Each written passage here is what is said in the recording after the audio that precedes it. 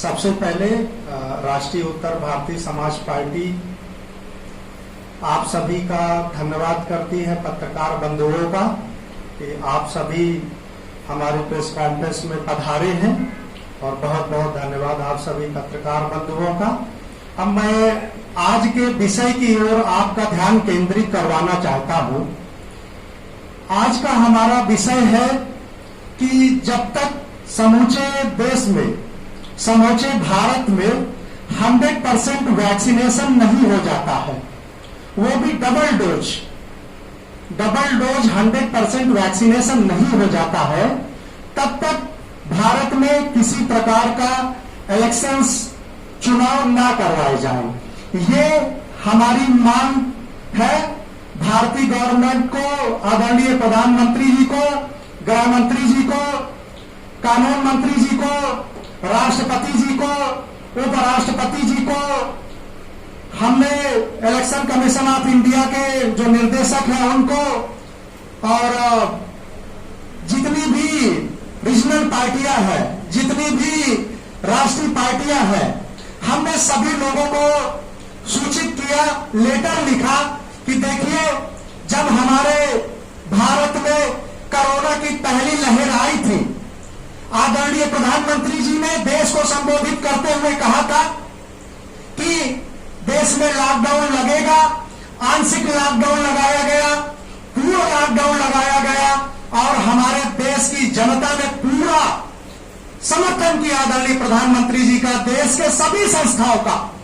हमारे देश की पुलिस, जितने भी स्टेट की पुलिस रही, डॉक्टर, जो बहुत सारे कोरोना योद्धा थे हमारे, उन्होंने अपने प्राण गंवाए और पहली लहर में हमारे देश ने कंट्रोल किया।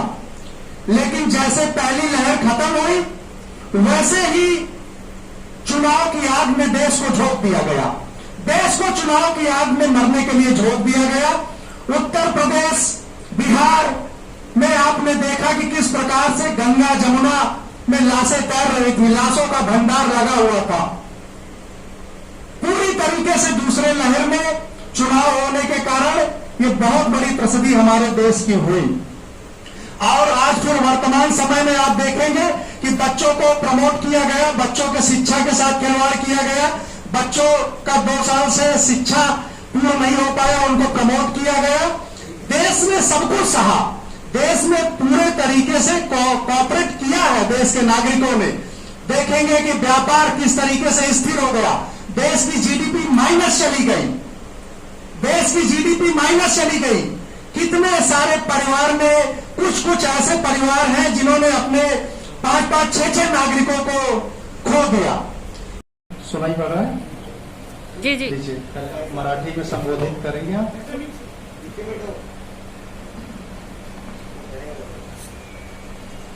उत्तर भारतीय समाज पार्टीचे ते आहे, आणखी हे जो पिरियड झालेलं आहे कोरोना पिरियड में, लोकांना किती लोकांची आई गेले, वडील गेले, त्यांचे नातेदारी गेले.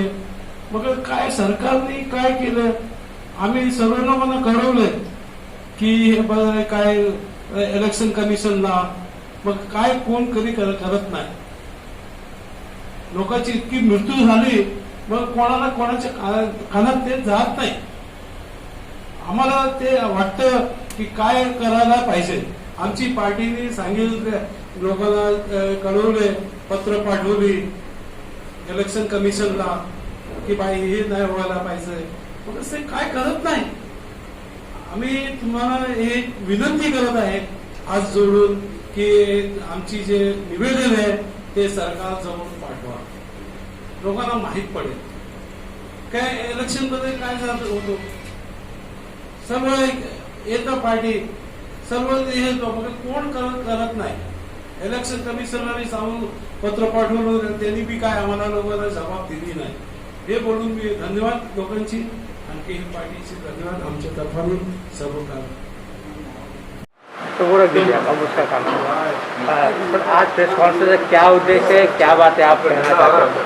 देखिए, आज का प्रेस कॉन्फ्रेंस का मकसद ये है कि जब तक पूरे भारत में पूरे भारत में, संपूर्ण भारत में जब तक 100% वैक्सीनेशन नहीं हो जाता है तब तक इलेक्शन कमीशन ऑफ इंडिया को किसी भी स्टेट के, वो चाहे असेंबली इलेक्शन हो, विधानसभा हो, चाहे वो नगर निगम के चुनाव हो, चाहे वो जिला पंचायत के, ग्राम पंचायत के चुनाव, वो नहीं कराने चाहिए। और उसके लिए हमारी पार्टी पूरी तरीके से जब तक 100% वैक्सीनेशन नहीं हो जाता है हम सभी चुनाव का बहिष्कार करेंगे। सर, चुनाव आयोग के जो आपने उनके पास में एक पत्र जारी किया है इलेक्शन ना होने के लिए, उनकी तरफ से किसी तरीके का रिप्लाई आया है या कोई चीज़ हुई है? नहीं, अभी तक आया नहीं है। इलेक्शन कमीशन ऑफ इंडिया का जवाब नहीं आया है। मैंने उनके निर्देशक को दिया है और सारे लोगों को दिया है हमने, जैसा कि अभी आपको बताया है कि किसी को भी हमने छोड़ा नहीं है। सारे पार्टी के जितने प्रेसिडेंट हैं उनको दिया है, किसी का भी कोई जवाब नहीं आया है और अगर आता है तो समय समय में हम आप लोगों को अवगत कराते रहेंगे। सर, क्या आह्वान देना चाहेंगे चुनाव आयोग को? अगर आपकी बातों को नहीं मानती है तो किस तरीके का कदम उठाएंगे? नहीं, चुनाव आयोग को मैं अभी जा रहा हूँ दिल्ली, अभी मेरा जाने का प्रोग्राम है। वहाँ पे मैं चुनाव आयोग से बात करूँगा, जो कमिश्नर उनसे बात करूँगा कि ठीक है, अगर आप चुनाव कराते हैं तो आप रिटर्न में पूरी जनता को, जो गवर्नमेंट है, केंद्र की गवर्नमेंट को लिख करके दे दे कि चुनाव हो रहे हैं, फिर किसी भी स्टेट में वो लॉकडाउन ना करे। अगर इलेक्शन होते हैं तो लॉकडाउन ना करे। मेरा ये सबसे बड़ा मांग है कि अगर इलेक्शन होते हैं तो फिर लॉकडाउन नहीं होना चाहिए। आपने लिखित में तो सरकार से मांग की है कि चुनाव न किया जाए। जी। जनता से किस प्रकार की अपील करेंगे? जनता नहीं, जनता से हम अपील करते हैं कि वो बिल्कुल जब तक वैक्सीनेशन नहीं हो जाता है बिल्कुल ढिलाई ना करे। आपने देखा है, देखिए मुझे, मेरे आंखों में आंसू आते हैं। आप देखिए, ये पूरे देश का प्रश्न है सर। ये किसी, आप देखिए कि जिस बेचारे बच्चे का बाप खो गया है, आप उसके दिल से पूछिए पूरे देश ने क्या गवाया है कोरोना में। ये एक बहुत बड़ा प्रश्न चिन्ह है देश के सामने। ये एक बहुत बड़ा प्रश्न चिन्ह है सर। ये कोई इसमें, देखिए इसमें राजनीति, सत्ता का लोभ, ये जिसको है उसको है। मेरे लिए मेरा देश सर्वोपरि है, मेरा भारत सर्वोपरि है। भारत के नागरिक, हमारे लोग, कश्मीर से लेकर कन्याकुमारी तक हमारे लिए वो सर्वोपरि है, देश सर्वोपरि है सर। चुनाव तो होते रहेंगे। सर, इस बार आप जन जागरण करना चाहते हो, किस तरह से मुंबई के जनता से अपील करना चाहेंगे कि इस बार जो नगर सेवक जो इलेक्शन के लिए DMC के लिए चल रहा है उसके बारे में थोड़ा जानकारी? बिल्कुल, देखिए मैं जनता के बीच में जाऊंगा और उसको, जनता को बोलूंगा कि जितने भी आपके निगम पार्षद हैं उनके ऊपर दबाव बनाइए कि सर पहले हमारा 100% वैक्सीनेशन करा दीजिए, उसके बाद हम आपको वोट देंगे सबको। हम अपने पूरे देश की जनता से, मुंबई की जनता से, महाराष्ट्र की जनता से, पूरे भारत की जनता से राष्ट्रीय उत्तर भारतीय समाज पार्टी आह्वान करती है कि जितने भी ये पार्टियों के लीडर्स आपके घर में जाते हैं उनको केवल एक चीज़ बोलिए, मुझे सिक्योर कर दीजिए सर, मेरी फैमिली को सिक्योर कर दीजिए, हमको वैक्सीनेशन 100% करवा दीजिए, फिर आप इलेक्शन करवाइए, हम वोट देंगे। ये देखिए बाबा साहब भीमराव अम्बेडकर का बनाया हुआ संविधान है, हम उसका रिस्पेक्ट करते हैं, उसकी रिस्पेक्ट करते हैं, बाबा साहब का रिस्पेक्ट करते हैं, बाबा साहब के संविधान का रिस्पेक्ट करते हैं। लेकिन बाबा साहब ने ही फंडामेंटल राइट्स दिए हैं, बाबा साहब ने ही देश के नागरिकों को फंडामेंटल राइट्स दिए हैं। ये फंडामेंटल राइट्स की अवहेलना है, फंडामेंटल राइट्स को क्रैश कर रही है हमारे स्टेट की गवर्नमेंट, हमारे केंद्र की गवर्नमेंट। ये महामारी का बहाना बना करके नागरिकों के फंडामेंटल राइट्स का अवहेलना है। मैं कहता हूं कि तत्कालीन प्रभाव के साथ इस गवर्नमेंट को उठा करके बाहर करना चाहिए। सेंट्रल की गवर्नमेंट सारे गवर्नमेंटों को भंग करके 6 महीने के लिए या साल भर के लिए देश में राष्ट्रपति शासन लगा करके वैक्सीनेशन करवाना चाहिए। Do and die, do and die. देश के प्रधानमंत्री डिजिटल ब्रेकिंग भारत का जहां नारा लगाते हैं, मन की बात ऑनलाइन करते हैं जी, अगर ये प्रक्रिया, चुनाव की प्रक्रिया ऑनलाइन हो जाती है तो क्या आप समर्थन करेंगे? सर देखिए ऐसा है, आपको लगता है कि जो आदमी देश में वैक्सीन नहीं लगवा पा रहा है, जो गवर्नमेंट देश में वैक्सीन नहीं अवेलेबल करा पा रही है, वो इतने बड़े तंत्र को इतनी जल्दी कर देगी? पॉसिबल है? एक चीज बताइए, डिजिटल, आप एक चीज बताइए, कितने गांवों में लोगों के पास मोबाइल है? कितने मोबाइल हैं? आप देखिए जाकर के, कितने लोगों के पास इंटरनेट है? बच्चों के लिए पढ़ने के लिए जनाब इंटरनेट नहीं है, क्या बात कर रहे हैं सर। मुंबई में हर चीज़ हरी हरी दिखाई देती है। कभी जाइए मराठवाड़ा में, कभी जाइए आप एरिया में, ऐसे बाहर के एरिया में जाइए, ग्रामीण एरिया में, पता चल जाएगा सच्चाई क्या है।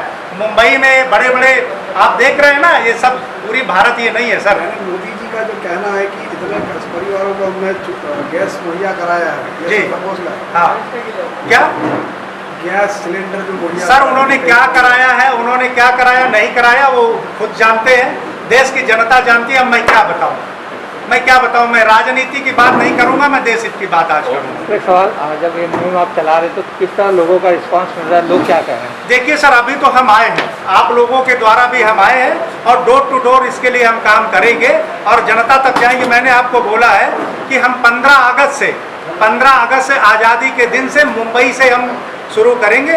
पहले मुंबई महाराष्ट्र को अवेयर करेंगे, फिर उत्तर प्रदेश जाएंगे। हमारे पार्टी का एक ही एम्बिशन है कि जब तक 100% वैक्सीनेशन नहीं हो जाता है, देश में चुनाव नहीं होने चाहिए। अगर चुनाव होता है तो फिर आप व्यापारियों को, ट्रेन सब खोल दो, 100% लॉकडाउन फ्री करो।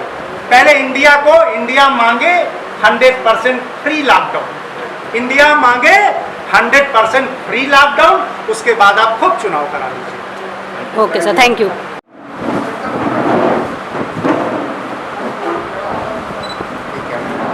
सामने